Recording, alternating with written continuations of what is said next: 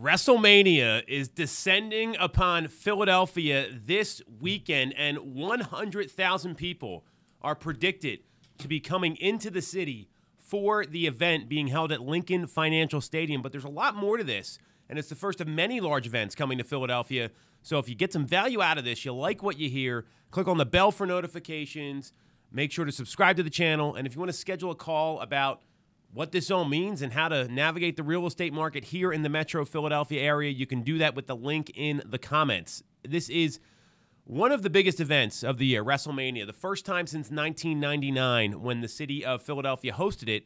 And at that time, I believe it was at the Spectrum or the Wells Fargo Center. We'll have to fact check that one. It was a while ago. I want to say Wells Fargo. And now it's at Lincoln Financial Field, the largest venue to host this. At the airport, they've got a wrestling ring set up to get people excited about it in Terminal B. So this is a big deal. And the reason why I'm talking about this is the first of many events between now and 2026 that the greater Philadelphia area will be holding in honor of the 250th anniversary of the city and the country. So not only is WrestleMania going to be here with The Rock for the first time in a while, Jason Kelce is rumored to be there, and there's some things you're going to want to know to navigate these big events, which I'll share, because getting around the city can be difficult if you don't know how to do it.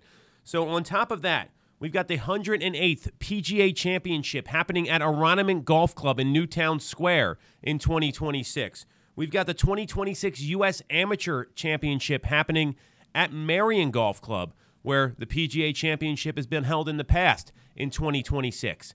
We have the FIFA World Cup, and I'm pretty clear that they're going to be playing a game on the 4th of July in Philadelphia. That's going to be coming in 2026. And we have the Major League Baseball All-Star Game and the Home Run Derby being held at Citizens Bank Park in 2026. So think about all these visitors, all these people coming here. And if you're watching this, you're going to want to take some notes, because driving around and renting a car is not going to be a great way to get around the city efficiently.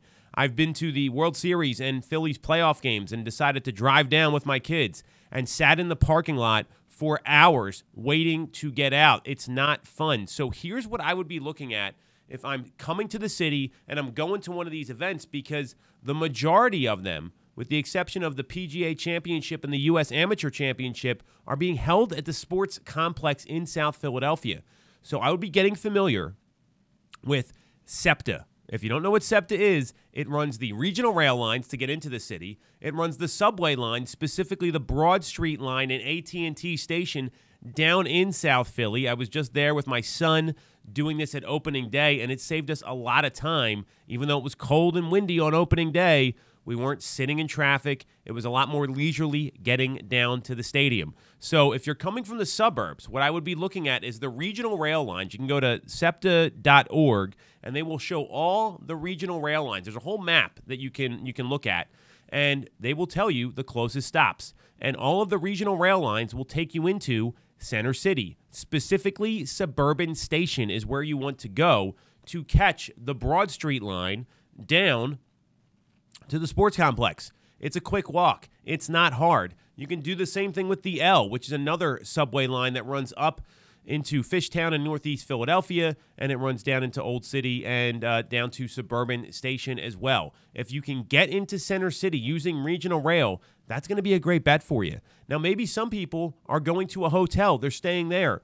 I'd be looking for where the Broad Street line comes in. Spoiler alert. It's on Broad Street. There's plenty of stops there, all up and down Broad Street. If you're staying in Center City, which I imagine a lot of people will, you can jump on any of the lines there, and it will get you down to the stadiums. It's the most efficient way to get down. Going to opening day this past week, it was pretty mind-blowing to me. Nick, I don't know if you remember this, when you had to pay $2 to get on the subway or get a token. Like, that's how it used to work for years, until I think the past year or two, where now you can tap your debit card to go through the turnstile. Super valuable pro tip there.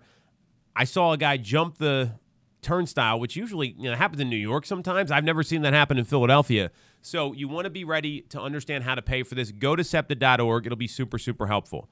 The other exciting part about all these events is the benefit to local businesses, restaurants, bars, hotels. You're going to see a ton of visitors in the next couple years because of the bicentennial plus 50. I don't know what they call that, so we'll just call it the 250th anniversary of the city and of the country, and there's going to be a lot of people coming in. So if you want to get an idea where to go, I'd be checking out a couple key websites. If you want to know where to go in Philadelphia, I'd be going to a couple places. One is Eater Philly. So it's philly.eater.com. It's a great place which has a bunch of reviews. I'd be checking out Yelp. I'd be looking on Apple Maps, Google Map, OpenTable. There's a lot of great places to go. It's hard to go wrong in a city like Philadelphia.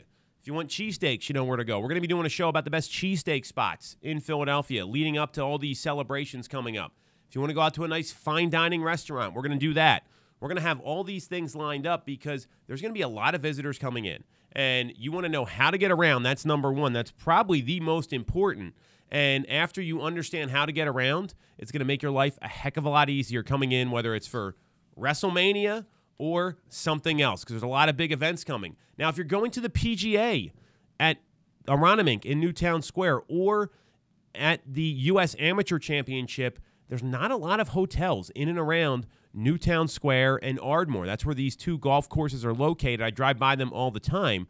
So what I would be doing and what I anticipate happening is previously when there were PGA events at Aronimink, they had shuttles in place. I would get the information from the club itself, understand exactly how to get in and out. I'd be looking at Airbnbs or some of the hotels that are around. They're going to be booked up pretty quickly, and you may not want to stay in the suburbs. You might want to stay downtown. So I'd be getting as much information as I can, but understand regional rail, understand the SEPTA.com subway system. That's going to be your best bet for getting around without having to drive and park all over the place. It's good enough.